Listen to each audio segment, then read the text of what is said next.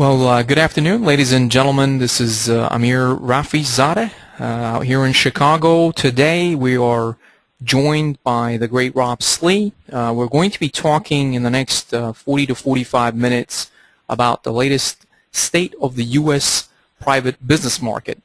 And I think in terms of what's going on right now and what you're hearing in the news media, it's a timely call to have this discussion. So I wanted to head straight into the call and tell you a little bit about who Rob is, what we're doing, and why we're doing this today. Rob Slee is a business owner, and he's the author of several books that I'm just about to show you. He's been a speaker on the topic of private capital markets for the last 20 years in the United States. He's the founder of Midas Nation and the owner of a middle market investment banking firm by the name of Robertson Foley. And his experience has led him to write the pioneering work for the private capital markets book, which you see here on your slide. And this is actually a book that is currently being taught across all of United States business schools. And Rob's going to correct me if I'm wrong here, but I believe this is also being taught around the world. And it's one of some of the pioneering work that has ever been done in the private business market here in the United States. He's also published several books, which you see here on the screen, Midas Marketing and Midas Managers, and really it's been of tremendous value to mid-sized businesses because it's really trying to help them become what Rob calls them as value architects. And it helps business owners to think about their own financial independence. Rob's published a lot of articles, over 150 of them, on the topics of private finance. He holds a master's degree from the University of Chicago and an MBA degree from Case Western Reserve University. Rob, good afternoon. Good afternoon, Amir. Thank you for putting this on. Not a problem. My pleasure. Thank you for giving me the time today. Rob, in terms of what we had in mind today, we wanted to talk about a little bit about what's going on in the private business market, as we entitled this slide earlier on. But I wanted you to spend a little bit of time first telling some of the folks about the significance of the private business market, and then you can walk us into what's going on in the private business market, if you don't mind. Sure. You know, one of the surprising things to most of us, and it was even a surprise to me when I first uncovered the numbers, was that the majority of the world's economy is generated by private companies. And that's true in the United States and has been true for a couple decades now at least, that about 53 or 54% of the U.S.'s gross domestic product, GDP, is generated by private Main Street companies. Now, you never hear that because in Business Week and the Wall Street Journal and the nightly news, all you hear about is large public companies because that's where the information's the best, and that's just the nature of how people report economic statistics. But I'll tell you, every developed economy in the world, the majority of that economy is generated by private businesses. And this is real unfortunate disconnects we have in how we all learn about business in school, if we've learned at all, if we were a business undergrad or went and got an MBA, is all of that is predicated on learning how to be a middle-level manager in a large public company, when in fact, most of us end up working in our own business or working in a private business, and you're not educated at all in most schools on how to do that well. And so we've got this major disconnect between what the academics are talking about and the economists, who tend to be academics, and what the rest of us are experiencing. And that's why there's so much uncertainty on Main Street right now, because all the information we get, or almost all of it, is based on what's happening in the worldwide public markets and the Dow and Wall Street here in the U.S., and that's totally disconnected from what we're dealing with on a daily basis. So we don't know what to make of all this. Well, it's really interesting because it's funny you should mention that, and as you mentioned, the media always covers everything about what's going on in the public world. So, where do we find information about the private business market? Well, I started writing about it 20 years ago only to discover for myself what was going on. Now this is 20 years ago, which might as well be 100 years ago as fast as time changes now. But back then there were no seminal books, and there were very few people writing articles about behavior of the private markets. And so the reason I started writing all those articles, and still write, maybe 15 or 20 articles a year now, or more than that even, is behavior in the markets, I do studies and we do surveys, and when we do these things, I write about them, and I'm not the only one writing about it now, but certainly 20 years ago I was. So fortunately, there's a vibrant community of people that you have to look for it, and one of the reasons we started MidasNation.com a couple years ago was to put up these white papers and these articles, and there'd be a clearinghouse place for people to go to get real information about what's going on, at least in the private markets. We don't cover Wall Street or the public markets because, there's plenty of information around on that. But we are probably the best source for behavior of the private market. Excellent. Well, we had a big recession in 2008. A couple of years have gone by, and if you're listening to the media, everyone's talking about a V-shaped recovery. And you mentioned the significance of the private business in the United States, representing close to 50 and change % of the U.S. GDP. How is the private business market doing these days? Well, unfortunately, we're doing much worse than the public markets, and you have to just back away from this and say, okay, what would be an example of an average public multinational? Whether GE would be on the large size of it, but what they all do is all these public companies get about half of their annual revenues through foreign-based sales. Now, I speak maybe 80, 85 times a year to mainly business owners in the U.S., and I ask that same question: who here gets even 10% of their annual sales through foreign-based sales? And it's less than 10% of the hands go up. And so one of the issues we have on Main Street is, as the U.S. deleverages, meaning as we spend less and less and less over time, it's only the local, state, and federal governments that are really spending more and more over time. The rest of us are deleveraging here in the U.S. From a practical standpoint, that means there's less consumerism in the U.S. than certainly some other parts of the world, mainly the Far East.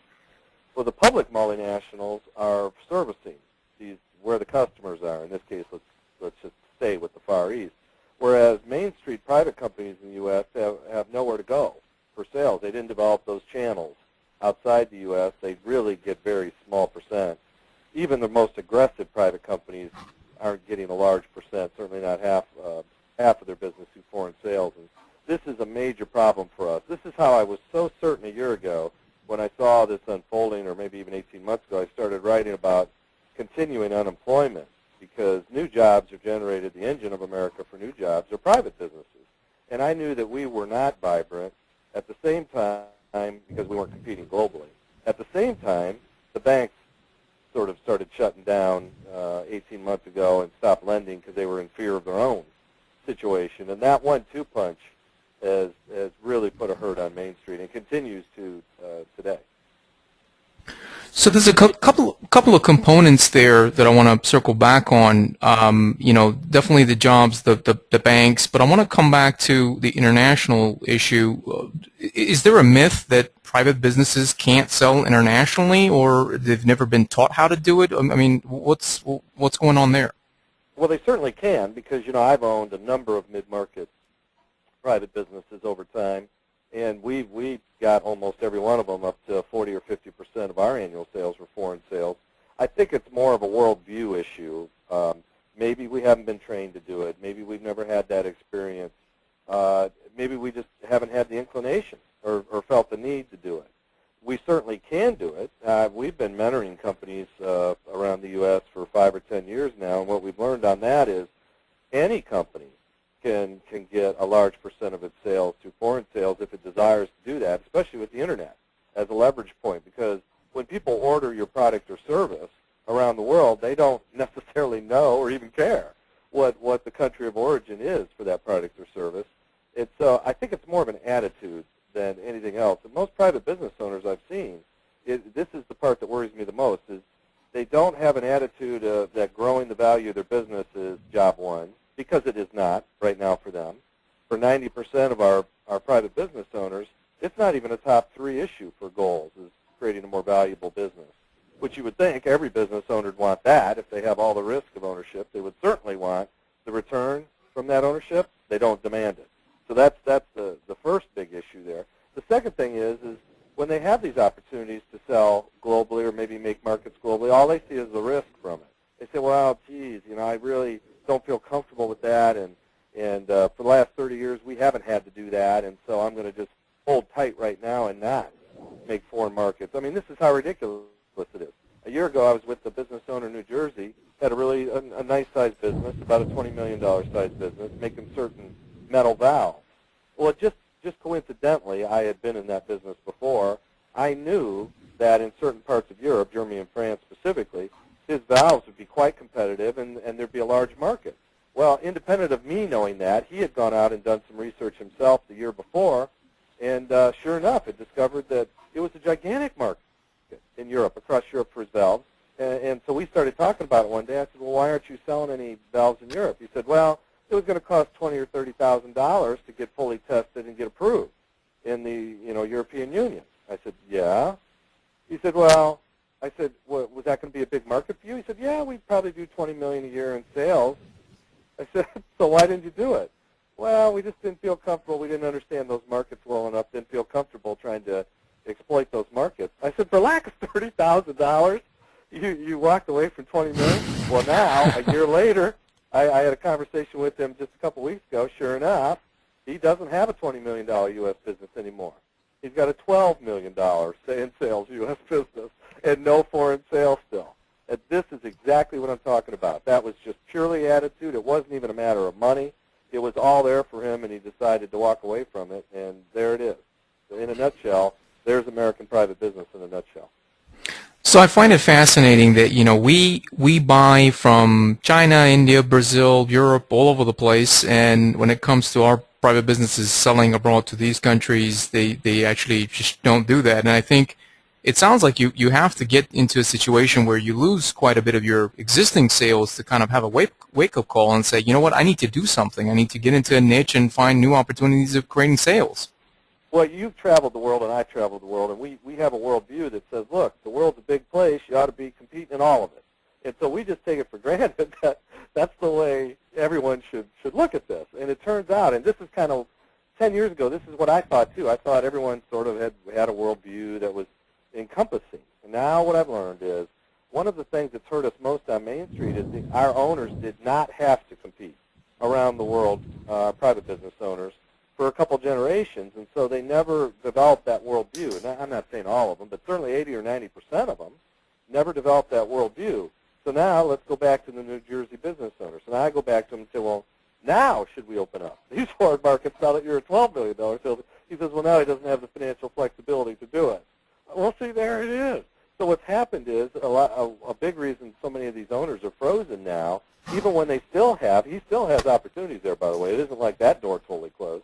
It's now they say, well, I better stick to my knitting and take care of my business or I could lose my business here domestically. You see, it's just a vicious cycle. And we even in Midas Nation, we preach this, not just globalization, but we preach doing more with less. We preach, maximizing, leveraging your know-how, your intellectual capital. And what we're finding out there with the majority, I hate to say, the majority of private business owners is they're stuck now in their foxholes. So they're frozen in place. And so the whole game is sort of zooming by them now as they're frozen in their foxhole. And by the time they come out of their foxhole in the next couple of years, they won't be able to see the game of business anymore. It'll be so far beyond them. This is the thing that sort of concerns me the most, because this is truly the engine of the American economy, both for jobs and for gross domestic product. And if we're frozen the way we are right now, if we continue to be frozen, this is going to spell big trouble for the U.S. going forward. So, just on the point of jobs, I was looking at the survey out from the National Federation of Independent Business, and the mood was very gloomy. No one was hiring. To do some of the strategies that we're talking about, either selling globally or getting lots of new sales, do you have to hire a ton of people to do some of the things that we're talking about? Well, no, it turns out you don't have to hire anybody. As we mentor these smaller companies and the medium-sized companies, we're typically not adding on general employees. We'll add on very specific employees, people who are good at designing value propositions or designing a service or a product, people who are very good in logistics. The people that you end up hiring as employees typically, not always, but typically tend to be extremely highly value-added people. So they are people that make money. I mean, you got to pay them. They're intellectual capital-based people. They're people that pay for themselves 5 times over if you do it right, and we show people how to do it right. And so in that sense, what worries me the most is that I'm not describing the bottom half of our employment pool in the U.S., because our bottom half hasn't been able to find a place yet in the global economy because they're not value added for a variety of reasons. They're not value added enough for them to be attractive to certainly any of the companies I own or have owned, and probably not the multinationals. So we have this have and have not system that's developed, and the more highly skilled, more highly educated in the right sort of things, people are tending to find their way in the U.S. and the global economy. But once again, that's a small percentage relative to the whole. But we've shown company after company how to grow their sales 10-fold, 20-fold with possibly just adding a few people. So it isn't so much that you got to hire 1 million people. Who you do hire, they've got to be the right people. Well, great. Thank you for explaining that. And then I wanted to come back to briefly, if I may, on the issue of FDIC and the banks. We addressed the job issue that you don't have to hire 1,000 people to start, adding some value in the business. What about some of these business owners who say, I can't get a loan from my bank because I'm trying to buy new machinery or expand into a new market? I mean, do you have to have access to a lot of money to be able to expand your business? Do you mind sharing your thoughts on that? I wrote an article a year ago called Our Insolvent Banks, and what I showed there, and I'm standing by this, what I showed there was the banks had so many bad assets on their balance sheet now that they couldn't, they were in worry of their own survival, and they should be concerned because they're still insolvent. Our banking system, I'm not saying every bank, I'm saying our banking system in total has more write-offs coming on its balance sheets than it does equity, market value of its equity, and so that's an technically insolvent situation. Now, do I think our government, no matter what they say regarding too big to fail, is ever going to let our banking system fail? No. What our government does in response to that is make sure the banks don't have to recognize the write-offs and kick the can down the road and delay this and shore up the system, let the banks make money and not have to make loans, which is exactly what's happened in the last year. So you have behavior of the banking system says we can't afford to make any loans because we know, because I have dozens of very good friends who are high up in these fair-sized banks, they know that they can't afford to make loans anymore because they got to watch out for their own capital position in the bank. And so they're not going to be aggressive in the next couple of years about making loans, especially to small, medium-sized business who they've always considered to be the riskiest of the risky anyways. So we have that as a backdrop. And on the other hand, then we got, you got these business owners that are trying to just get credit lines reestablished or established or new credit lines. That's become a real crapshoot. Now, in a sense, you don't need to have a whole lot of money to double the size of your business if you do it the right way, but you do need to have access to some money. And this has become our biggest problem on Main Street right now, behind not making foreign markets, is that we can't get credit line money. And so this is a major issue for us. Now, I don't see these clouds clearing, certainly here in the rest of 2010. Maybe a year from now, maybe the banks, because of what the federal government's going to have to do eventually, maybe the banks will start seeing their way clear to granting credit lines again in a more routine, normal process. But I do think the business owners who have a credit line coming up for a renewal, because these tend to be year-to-year renewal things, had better watch out and get in front of this, because right now the banks are not amenable to renewing credit lines.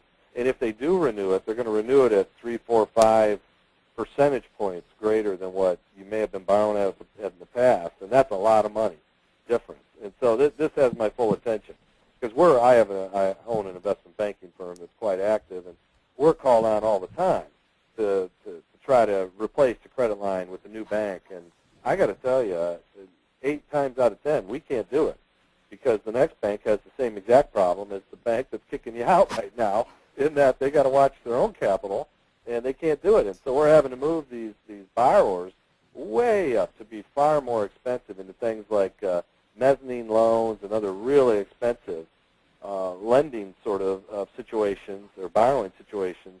And this is a company killer. The reason we're seeing companies go bankrupt right now and out of business more often than not is they can't even do routine credit line financing. So for business owners that are listening to this right now, get front of that curve and get real aggressive 3, 4, or 5 months before your credit line is set to be renewed, because it's going to take that long in some situations for you to get that money. What it sounds like, with more planning, as you're mentioning, with private business owners getting a little bit more proactive. I was going to use the word aggressive. I think that's maybe not appropriate, but get more proactive, they can avoid some of these issues. Because it sounds like if they're going into different mezzanine type of loans, and their cost of capital is going to increase significantly, it's going to hurt their profit margins, correct? Yes, and it is true in private finance for private companies, that you have to generate returns greater than your cost of capital before you're creating value in your company. That's true for Wall Street. That's true for Main Street. There are some things that are true for both sides of the street there. So let me say that again. You have to generate returns on your investment greater than your cost of capital for you to generate value in your company, to make your company more valuable. So as you increase your cost of capital by using mezzanine or these more expensive bank capital, you have to then, just to stay even, you have to generate greater returns on your investment. Most companies aren't doing that right now because they've had a big sales drop, maybe 20, 30, 40%, and they're just not generating positive returns on investment right now. This is the real technical reason why companies are going out of business, is they're not generating over time returns greater than their cost of capital. So that's what's real worrisome to me, is that, okay, where's the vitality from Main Street going to come if, in fact, they're not making foreign markets, their cost of capital is increasing, as you said, and it's true, and they're not generating greater returns on investment? Uh-oh. What that means is they're going out of business, is what it means, and that's exactly what's happening right now on Main Street. But surely, as you describe this, it amazes me that private business owners, facing this kind of a black cloud, let's call it, if their cost of capital is going up, I mean, there's so much cost cutting you can do. At some point, you can't cut the fat anymore, so you have to bring in new sales. And wouldn't this be kind of their magic signal to say, hey, I've cut enough costs as possible, and I know my cost of capital of borrowing money's gone up with my line of credit and everything else? Shouldn't that be a big motivator to them to say, okay, now we've got to go bring new revenue? You and I are on the same page, and our worldview would say absolutely yes. Now's the time you have to get aggressive. Not want to, not need to, have to get aggressive in terms of growing your revenues, because it's the only way, because almost every owner has cut it to the bone now. I mean, there's no fat left. They've really done, in the last 6 or 8 months, a pretty decent job of getting it down. For a while there, they were ins and outs, delayed those sorts of cuts, but now, they've done it. And so the only place to go now is north with revenues, and yet what we see is the owners are so frozen that what they're hoping is that they'll wake up next week and we're back in 1978. So it's back to competing with John and Sally on Main Street and not worrying about, all of these changes. And frankly, the genie's out of the bottle now, and there's no going back. And so now it's just a matter of going forward, and I would love to think that more owners, as a percentage of the owner population, would get aggressive about all this. But right now, I don't see it. I don't see them getting aggressive. I find that amazing, and it's just, you look at all the news outlet media, and I know we talked about this, that it's only a discussion about the public markets and not the private markets, but we know the job picture. Last month, quite a significant number of the new jobs were all census. That's all part-time. It's no full-time jobs behind it. We know that, there's a lot of issues out here. We know that people are starting to save. They're paying their debt down. We know private businesses' sales are down. So it's kind of looking very uncertain, I would say, and even though everyone's talking about a V-shaped recovery, how do you see the future of the U.S. economy if we were to paint this picture out 1, 3, 5 years out? What in your opinion, is going to happen? Yeah, I think it depends on which part of the economy. I think ultimately, the next year or so is going to be very difficult for our Wall Street companies, because there's so much, the macroeconomic development right now with sovereign debt, federal debt, state debt, all of that debt is swamping the system, and it's really hard for, generally, for you to float up, to go north without doing something dramatically different in your business. That's true for the Wall Street companies as well. So I think what you'll see is, if China's real estate bubble pops, because they do have a real estate bubble, and it looks like the air is going out of that balloon right now, could pop, could just be a long-term going out. If we have further sovereign default or near default with the European countries, and it looks like we will, with Italy and Ireland and Portugal and Spain. And if we have some state default here in the U.S., because it seems like there's a big race between California, Illinois, and New Jersey, who's going to go broke first, and all three are broke. It's just a matter of, the recognition or the realization of that. Well, that's a terrible backdrop. At the same time, where the federal government, the U.S. federal government, is incurring, $1.5 trillion a year budget deficits, which cannot stand. The world isn't going to finance our budget, our lifestyle deficits much longer, maybe not now even. And so if you add all that up, the next year doesn't look good to me in terms of, even Wall Street. Certainly not going to be good for Main Street.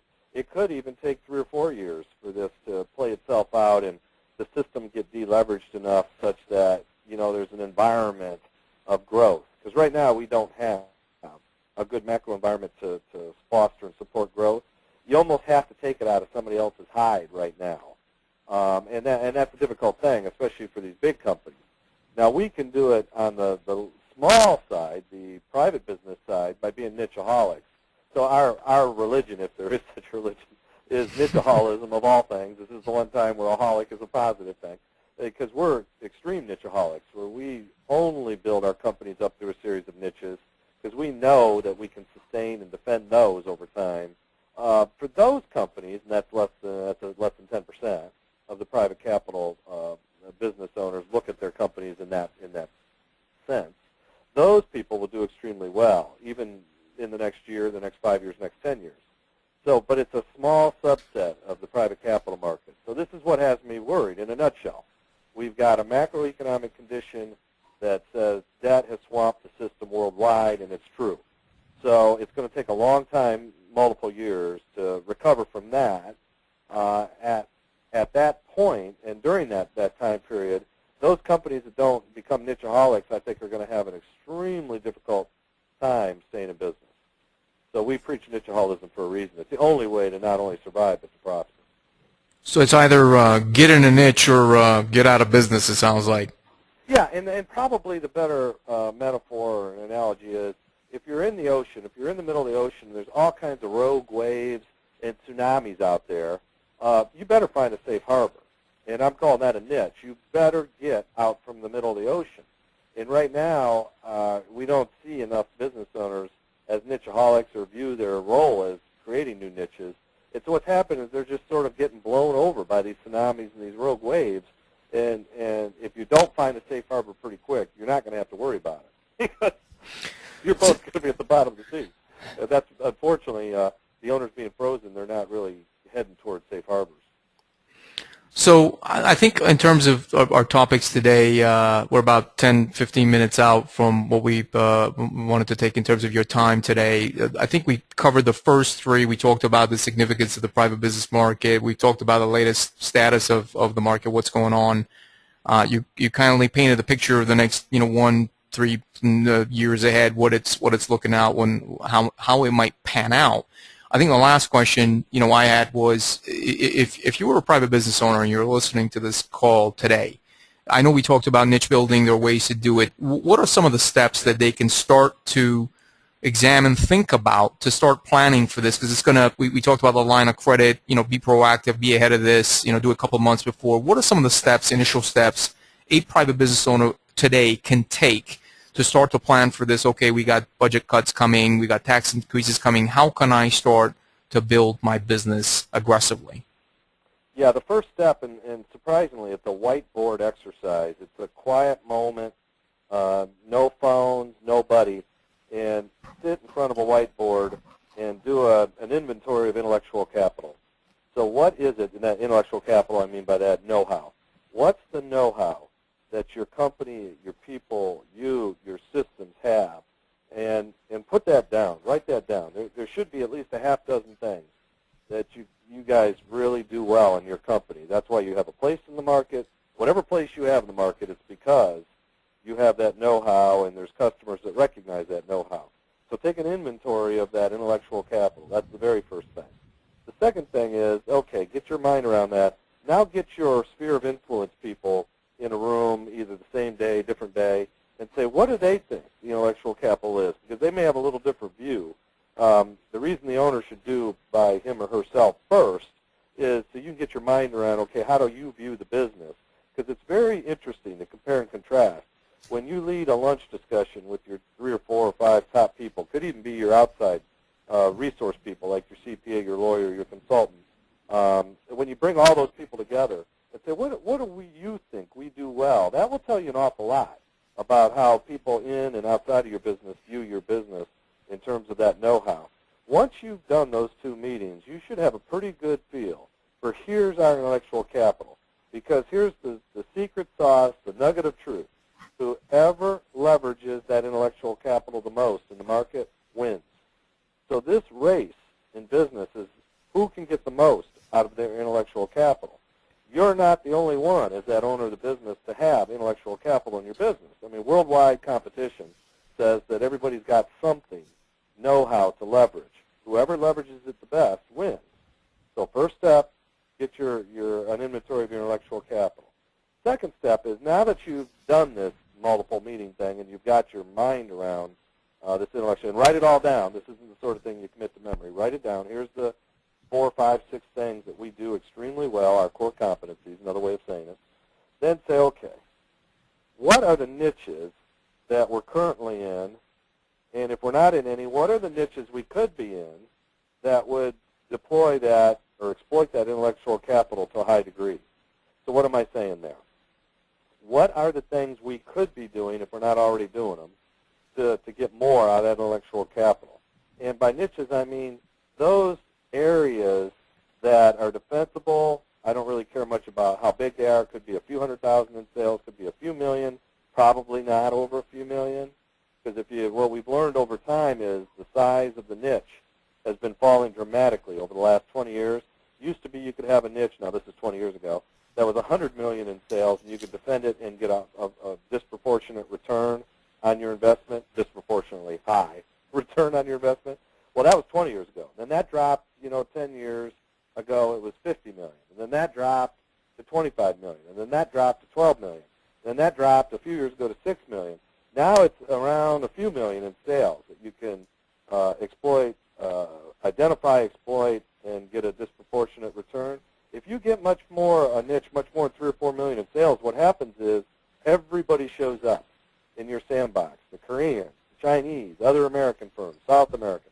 And so the sort of firm I really prefer and the sort of firms I build over time are really a series of interrelated niches, of each niche being a few million in sales.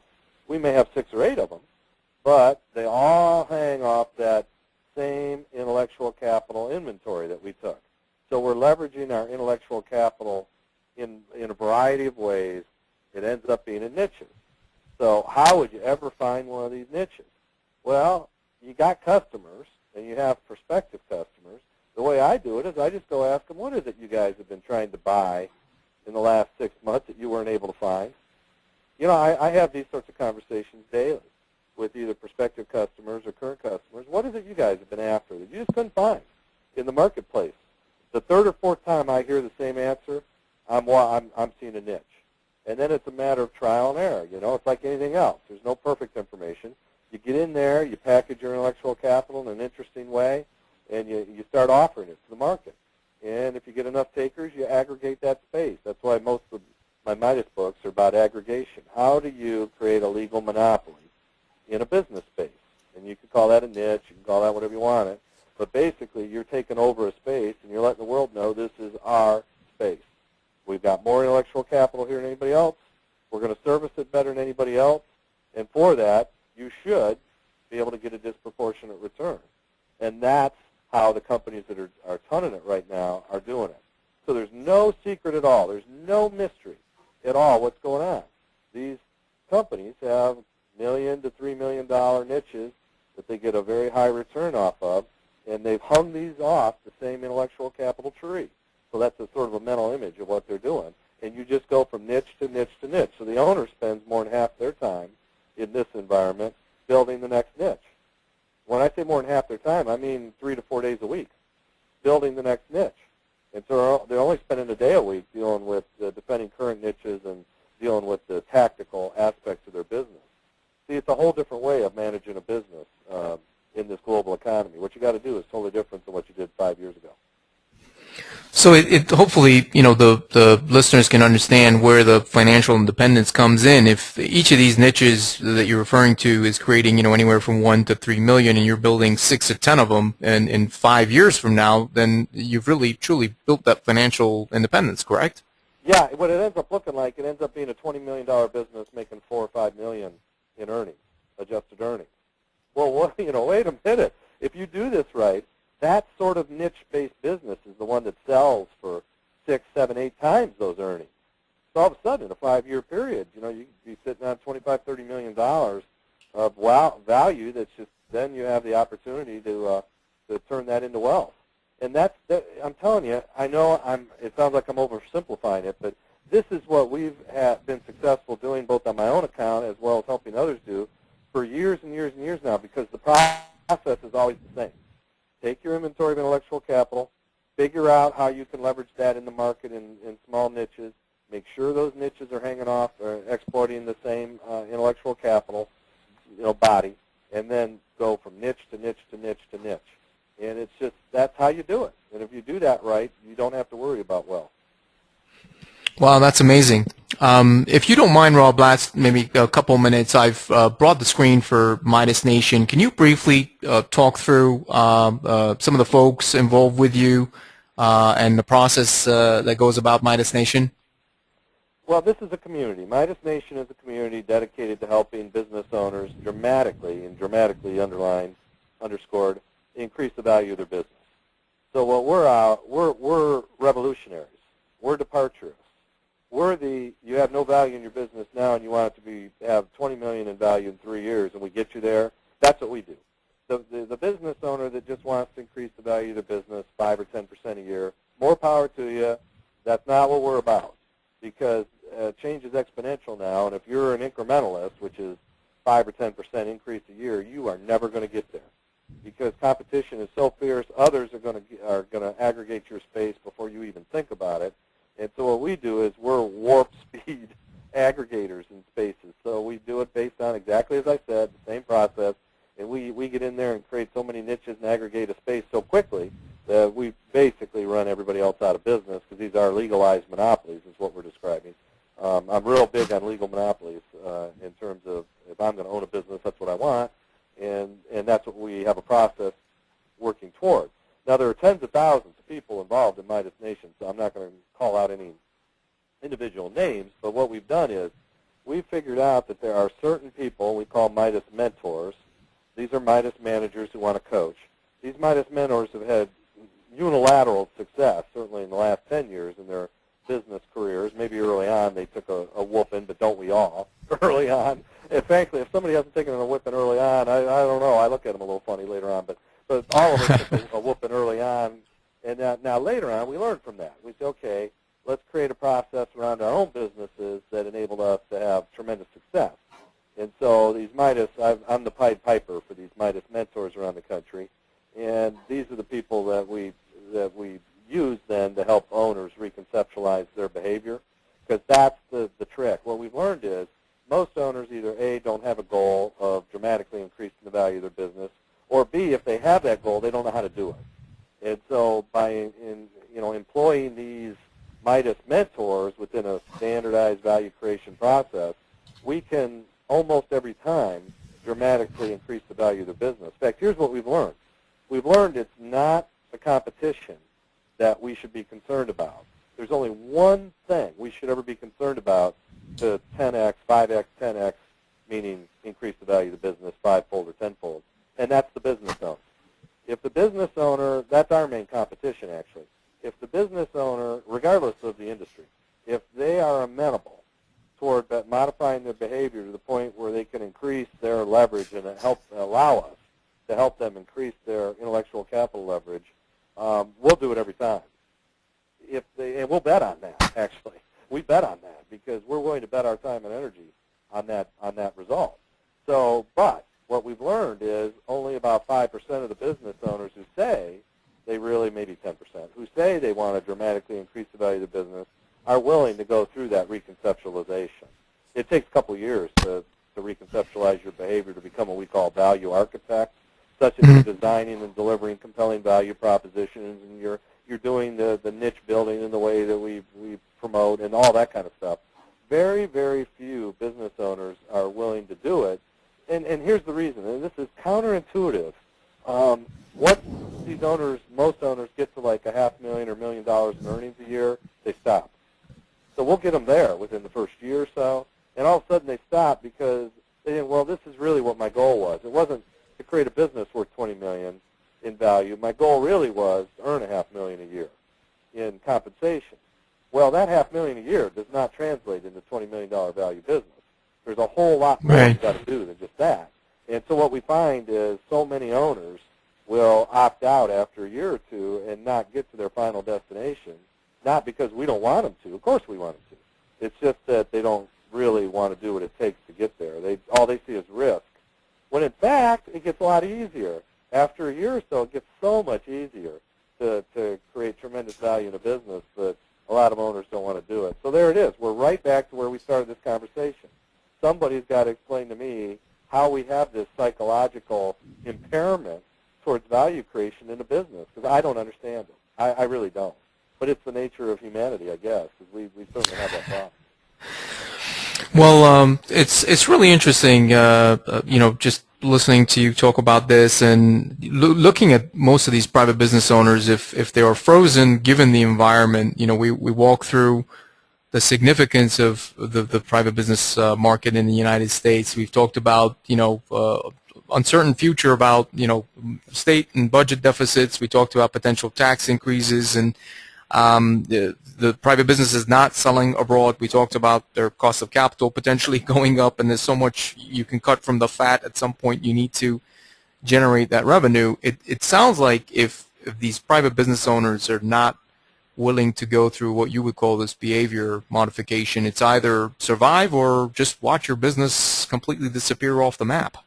Yeah, that's how I see it. I do see it as a black and white situation. Now, some of them will probably, or most of these businesses will probably, the owner will continue to earn a living. They'll not modify their behavior and they'll earn a living, but they have the risk of ownership. And almost every business is one phone call away from oblivion. So if you have the risk of ownership, but you're not demanding the return from that ownership, I just think that you don't do that anywhere else in life.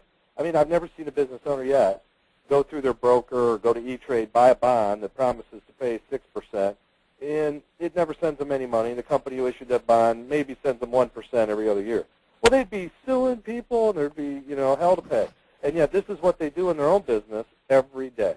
They don't demand the return for the risk, and I will never understand that. Because me as a business owner, I demand a return, and I won't be satisfied till I get the return. And it's a big return I demand. And yet what we find is very, very small percent of owners think about it that way. Well, folks, you see the screen in front of you with the Midas Nation website. Encourage you to sign up. It's actually free. There's no charge. All the webinars that Rob and all the mentors and the group have done is available and accessible on the website. All the previous recordings. I believe the next webinar is out in September. And you can also access the books that I showed you on the screen with Midas Managers, Midas Marketing. It's all available. And I'm assuming, Rob, if somebody wants to have a conversation with you, I'm bringing the next slide, which has got your details. They can pretty much call you, email you, and say, hey, we want to sit down and do that whiteboard exercise, look at our intellectual capital, and possibly sit down with the sphere of influence of ours. That's something you would do, correct? Yeah, except the call isn't so good because I travel 90% of the time. The r.slee@midasnation.com. I return all emails. So, yeah, so the way to communicate with me is always by email, because I do spend a lot of time traveling overseas, too. Because of the 80 times I talk a year, really 50 of those are in the U.S. and 30 are overseas. But no matter where I am, in China or wherever, I'll respond to the email. So I have your email here, Rob. Folks, if you were curious about the process, you had questions about how to start this, how to do this, and any other things that we talked about today, any extra questions, you can obviously email Rob. I have my information coming out shortly as well.